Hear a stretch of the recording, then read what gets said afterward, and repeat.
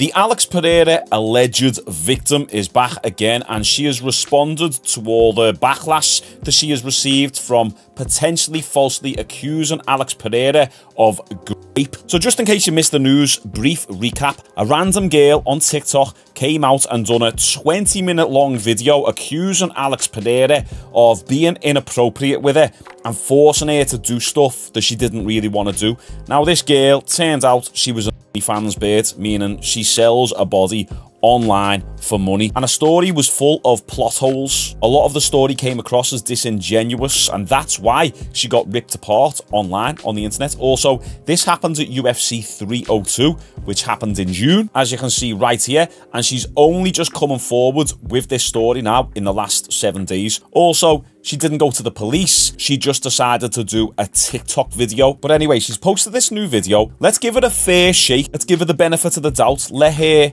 have her say, and let's break down her response. Let's jump straight in. Also, make sure you like the video if you like content like this. I wrote a statement that I would like to share.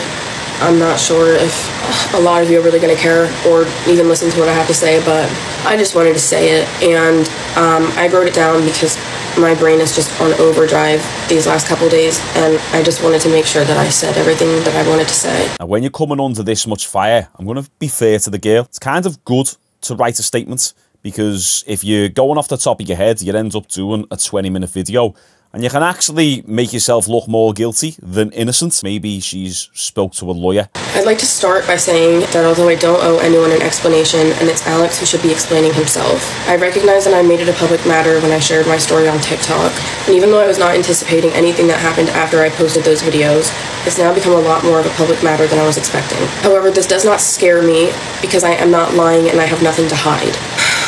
The biggest question I'm seeing is, why didn't I file a police report?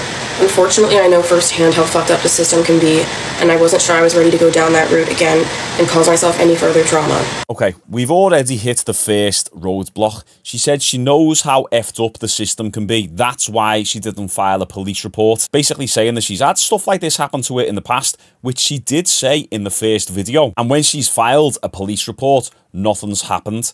Now, the funny thing is, I don't know the statistics off by heart, but I do remember seeing the statistics on rape and sexual assault. And as far as I'm aware, as I say, without looking them up right now, from what I remember, they're actually overwhelmingly positive, meaning that usually when someone has allegedly raped someone, the system will usually punish that individual, provided there is evidence. I just want to emphasize the fact that I said when there is enough evidence. That is the important part of this equation. When there is evidence, typically people go to prison for these crimes. The reason why sometimes the statistics can look low in terms of actual convictions and arrests is because the statistics don't take into account the variables such as, was the alcohol involved? Does the victim know the perpetrator? Was it proven to be a false allegation or just intercourse that they regretted the next day? The statistics don't give the full picture. Now, just saying that person me is not enough evidence. So when she says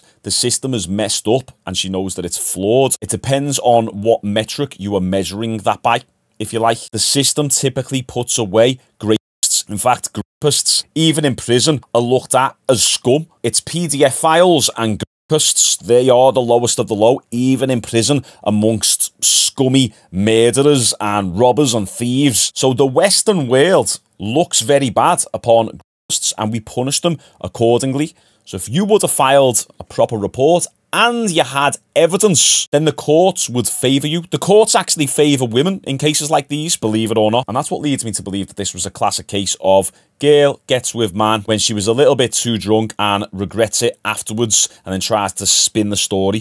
Growing up, I remember wishing so badly that the world could hear my story, and I thought that maybe they would care more than the authorities and somehow help me and my siblings and save us from the abuse that we were enduring. Okay, fair enough. She's obviously being abused as a kid. I don't know what it was. Was it sexual abuse? Now, I'm sure she's telling the truth there, but once again, that has got nothing really to do with this story.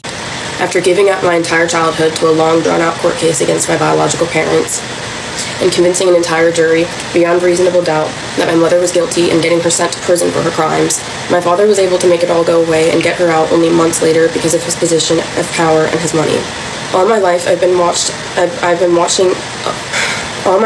watched as my abusers got away with their crimes simply because of their wealth and position of power.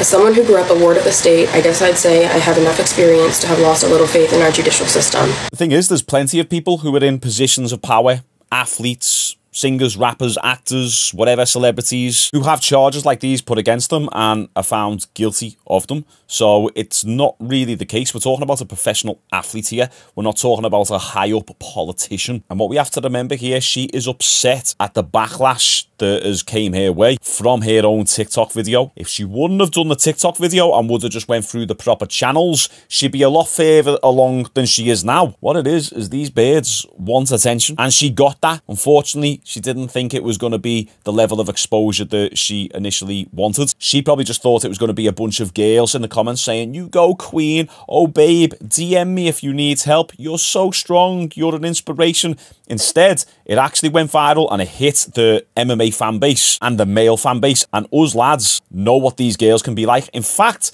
when you go on her TikTok, there's a lot of girls in her comments critiquing it. She made the choice to put out a TikTok. Now she's dealing with the repercussions. You reap what you sow.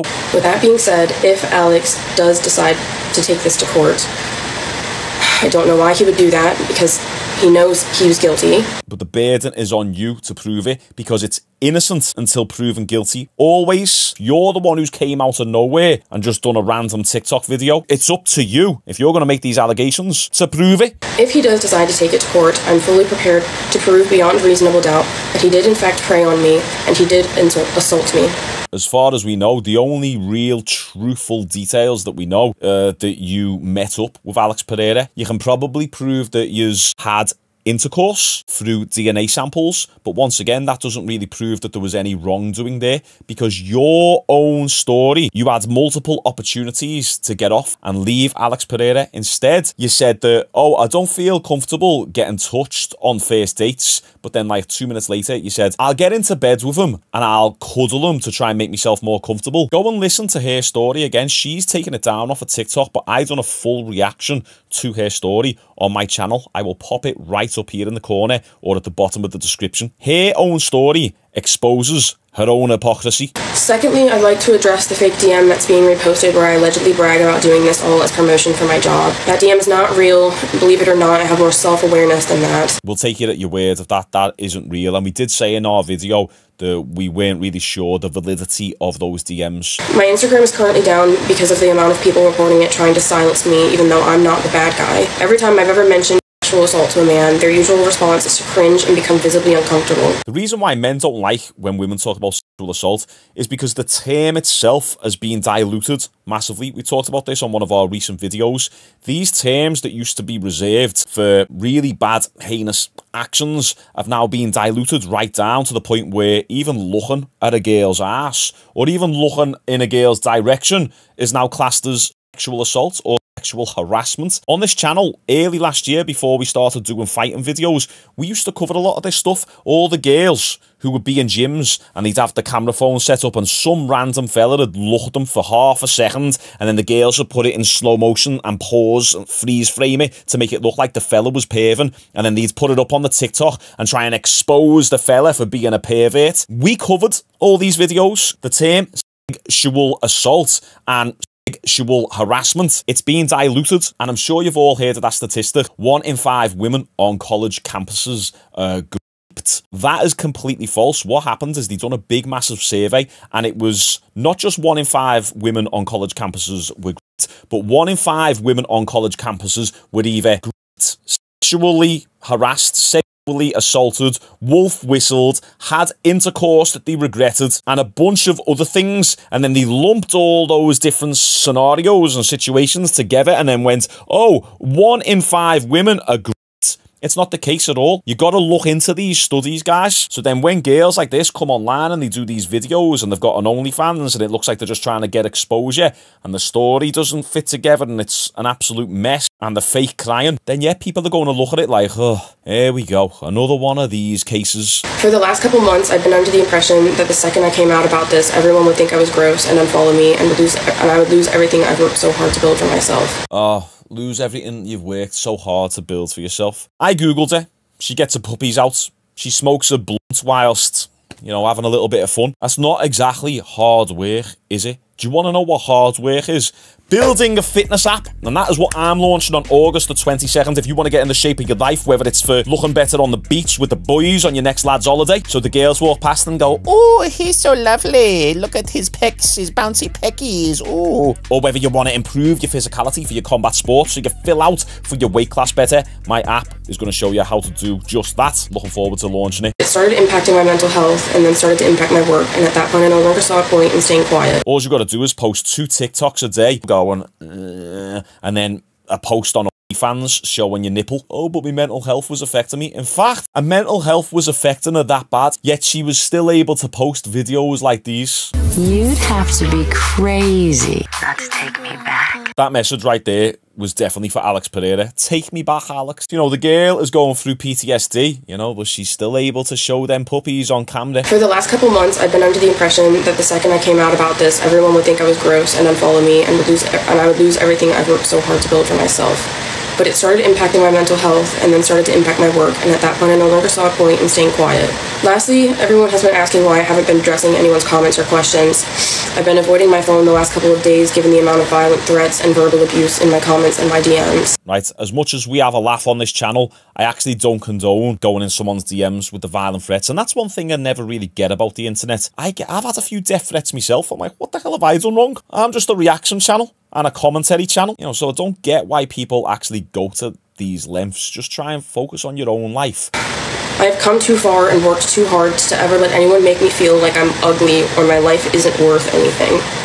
You're not ugly, girl, but, you know, you're devaluing yourself by being on OnlyFans. Get off that crap. Do a normal job. I know you're not going to make as much money, but you're a pretty girl. If you make a decent woman of yourself, you'll meet a decent man who will probably look after you anyway. You've got value in your looks. And for girls, that's all that really matters. If you're a good-looking girl, you're going to meet a fella with money. And yeah, I'm not being a white knight or a simp here. If she's watching this, drop me a DM. I'm only messing. It makes me sad to live in a world where I'm the one being harassed and threatened because I exposed a man in a position of power as a predator, and he's being praised as a god, and it scares me that some of the men and women victim blaming me and idolizing my are also having children. You've got to show proof, though. That's the only thing here, Meredith. You've put yourself into this situation. You've built your own prison that now you're forced to live in. But I would hope that if your own town came to you and told you the same things that I did, that you would be more sympathetic and inclined to protect them instead of blaming them for failing to distinguish which men are safe and which men are not. And to the few people I've seen supporting me, thank you.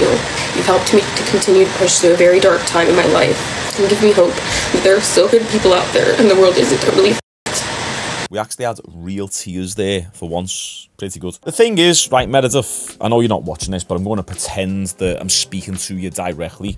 Right, if I had just had a crime committed on me, let's not even talk about, let's talk about something else. Someone breaks into my house, right, assaults me, hits me, whatever, and then I just get on the internet and complain about it and call for those criminals to be arrested or whatever. And let's say I even knew them. Let's say it was a professional athlete who broke into my house and beat me up. People are just going to be like, why didn't you go to the police? Why are you only talking about it on the internet? And there's a difference as well between actually sorting it out with the authorities and then doing a video and saying, listen guys, the authorities are processing this case. I just wanted to talk about it. You just came on TikTok and done a video and thought that the whole world would get behind you. But people are fed up with these false allegations. People don't want to see these stories online without any evidence, because we have seen this exact situation 1,000 times before. A lot of you guys in my comments on the last time we covered this story give your little stories and said that you have been through similar things with girls. Let's just be real here. You felt like you was taken advantage of. Whatever. Fair enough. I wasn't there.